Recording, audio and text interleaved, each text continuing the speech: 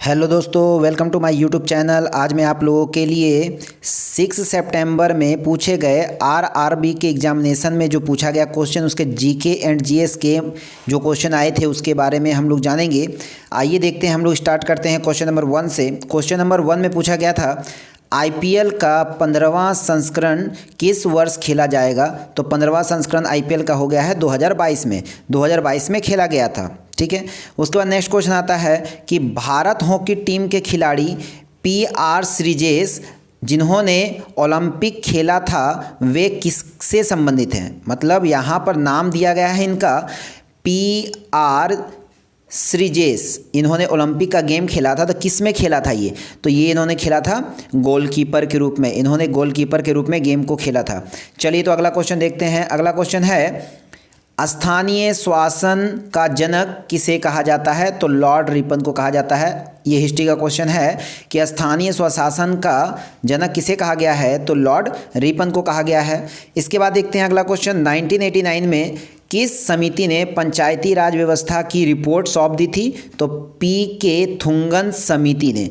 P के थुंगन समिति ने 1989 ईस्वी में समिति ने क्या किया था, पंचायत राज व्यवस्था को रिपोर्ट सौंप दी थी, की रिपोर्ट सौंप दी थी। चलिए नेक्स्ट क्वेश्चन देखते हैं। Central institute of Indian league का हेडक्वार्टर कहाँ है। तो लिखेंगे मैसूर में है। कर्नाटक का मैसूर में जो है कि central institute of India league का हेडक्वार्टर है। मीन्स CIIL ये है हमारा इंस्टीट्यूट। चलिए नेक्स्ट क्वेश्चन देखते हैं। नेक्स्ट क्वेश्चन है सरदार वल्लभ भाई पटेल ने किसानों की लगान वृद्धि के लिए 1928 में कौन सा आंदोलन चलाया था। तो आंदोलन था दोस्तों बारदोली सत्याग्रह। वह आंदोलन का नाम था बारदोली सत्याग्रह। चलिए अगला क्वेश्चन देखते हैं। मैग्नीशियम को अगर ऑक्सीजन के साथ में बर्न करते हैं, मीन्स जलाते हैं, तो क्या होगा। तो इसमें से MgO का प्राप्ति होगी। MgO गैस बन जाएगी इससे। चलिए नेक्स्ट क्वेश्चन देखते हैं।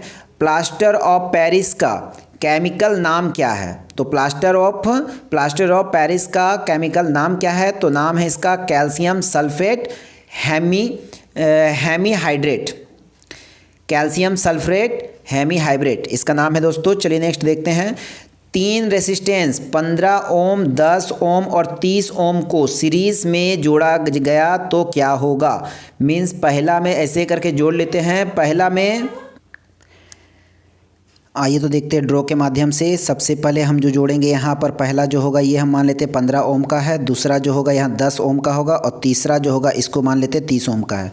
तो ये हो गया हमारा 15 ओम का, दूसरा हो गया 10 ओम का और तीसरा हो गया हमारा 30 ओम का। ठीक है, ये 30 ओम का हो गया टोटल।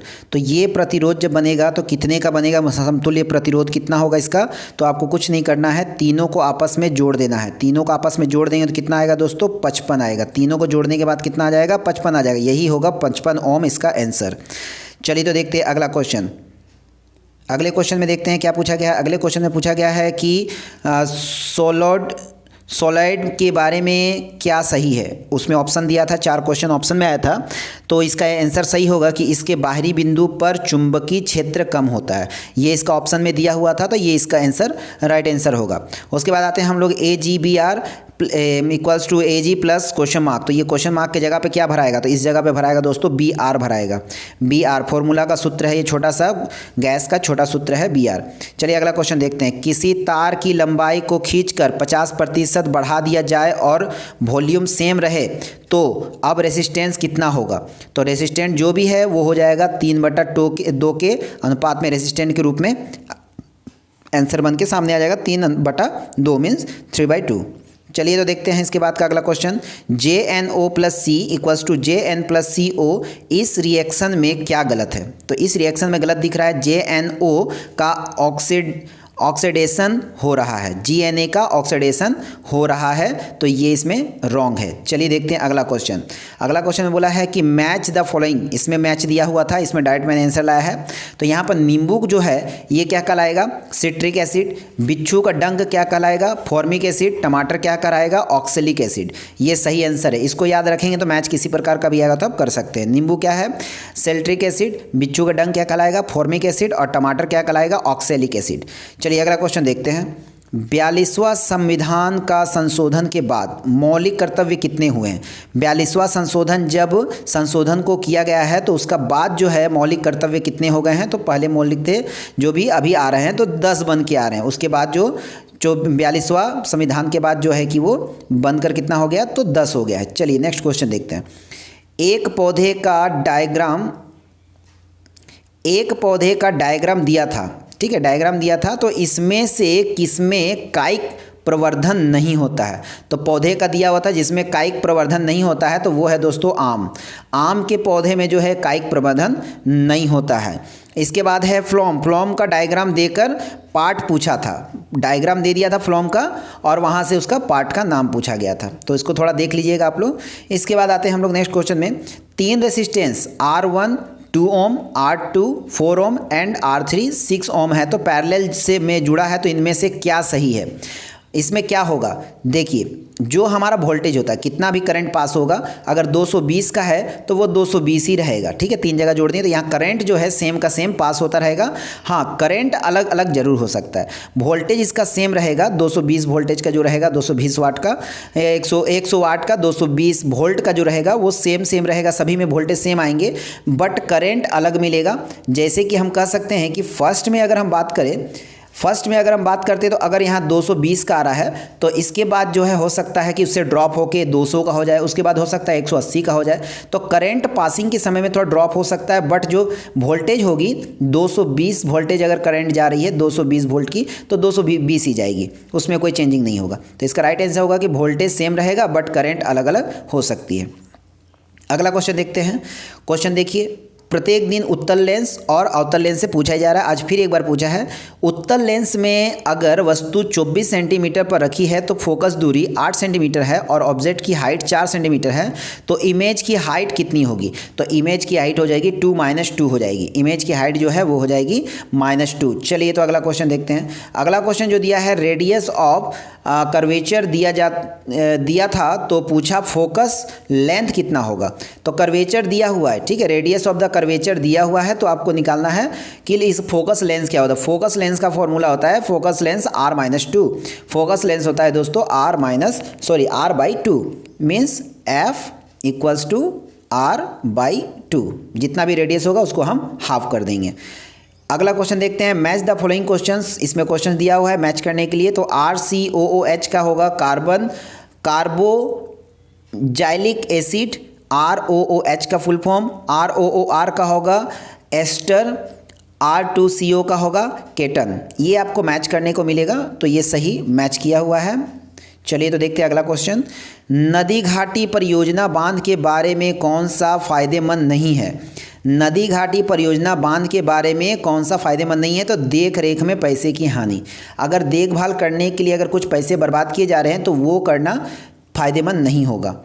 नेक्स्ट क्वेश्चन है, डोबेराइनर का आवर्तन सारणी किस पर आधारित है। तो increasing order of the atomic mass, increasing, ठीक है, बढ़ने में, एटॉमिक मास का जो है उसका बढ़ने में उसका रूप से माना जाता है। चलिए तो अगला क्वेश्चन देखते हैं। आगे क्वेश्चन है, अब देखिए 5 तारीख के भी क्वेश्चन में पूछा गया था कि मॉडर्न पीरियोडिक टेबल का जो पूछा गया था उसमें, ठीक है, अगले तो पिछले दिन में पूछा गया था 5 तारीख के कि मॉडर्न पीरियोडिक टेबल क्या है। तो इसमें पूछा गया था, उसमें संख्या पूछा गया था। तो इसमें क्या है, इसमें कितने तत्व टोटल हैं और कितने तत्व मानव निर्मित हैं और कितने तत्व नेचुरल हैं। तो टोटल होते हैं दोस्तों 118। ध्यान दीजिएगा, इसका टोटल है 118, जिसमें से आर्टिफिशियल होता है 24 एंड नेचुरल होता है 94। मीन्स मनुष्य के द्वारा बनाया गया है, मानव निर्मित है वो 24 और नेचुरल जो है वो बनाया गया है ऑटोमेटिकली, नेचुरल है वो, ठीक है, नेचुरल है 94। चलिए तो आगे क्वेश्चन बढ़ते हैं। आगे क्वेश्चन में नेक्स्ट क्वेश्चन बोला गया कि डॉबेराइन का आवर्तन सारणी, डॉबेराइन का आवर्तन किस पर आधारित होता है। तो increase order of the atomic mass, ये रिटर्न हो गया, क्वेश्चन रिपीट हो गया, अभी आया था। चलिए नेक्स्ट क्वेश्चन देखते हैं। कर्नाटक में कौन सा खनिज सबसे ज़्यादा मिलता है। तो मैग्नीज मिलता है कर्नाटक में दोस्तों। सबसे ज़्यादा पाया जाने वाला जो खनिज है वो है मैग्नीज। नेक्स्ट क्वेश्चन में देखते हैं कि सिगरेट पीने से क्या नुकसान होता है। सभी जानते हैं सिगरेट पीने से क्या होता है, फेफड़े का नुकसान करता है, बॉडी का नुकसान करता है। तो मानव फेफड़ों में डाल टार होकर ब्लॉक कर देना, मतलब क्या करता है ये फेफड़ा जो होता है हमारा, फेफड़ा मान लेते हैं ये फेफड़ा है, इसमें क्या होता है वो आके धीरे धीरे जमा हो जाता है और ये क्या करता है फेफड़े का काम करने को ब्लॉक कर देता है, ये काम करना बंद कर देता है। चलिए तो देखते हैं नेक्स्ट क्वेश्चन में क्या पूछा गया है। अवतल दर्पण, देखिए अभी उत्तल पूछा फिर अवतल पूछा, 5 तारीख को भी पूछा गया था, 3 को भी पूछा गया था, 2 को भी पूछा गया था, दोनों। तो अवतल दर्पण में radius of the curvature 10 centimetre and focus दूरी 50 मीटर अगर वस्तु सेंटर ऑफ कर्वेचर पर रखा जाए तो इमेजिन क्या बनेगा। इमेजिन क्या बनेगा, ये चीज़ को आप लोग बनाइएगा, ये रहेगा आपका होमवर्क के रूप में। ठीक है दोस्तों, अवतल उत्तल हम लोग पढ़ चुके हैं, फिर से एक बार देख लीजिएगा। ये जो है आप लोगों के लिए होमवर्क रहेगा, कितना बन के आएगा आप कमेंट बॉक्स में इसको ज़रूर से ज़रूर भेजिएगा, ज़रूर से ज़रूर कीजिएगा। और आपको वीडियो अगर पसंद आ रही हो, वीडियो अगर अच्छी लग रही हो तो वीडियो को लाइक कर दीजिए, अपने दोस्तों के साथ शेयर कर दीजिए और चैनल पे अगर नए हैं तो सब्सक्राइब करके ऑल नोटिफिकेशन को सेट कर दीजिए, ताकि मैं जब भी इस प्रकार की वीडियो आप लोगों के लिए लेकर आऊँ तो आपके पास सबसे पहले नोटिफिकेशन पहुँच जाए। जय हिंद, जय भारत।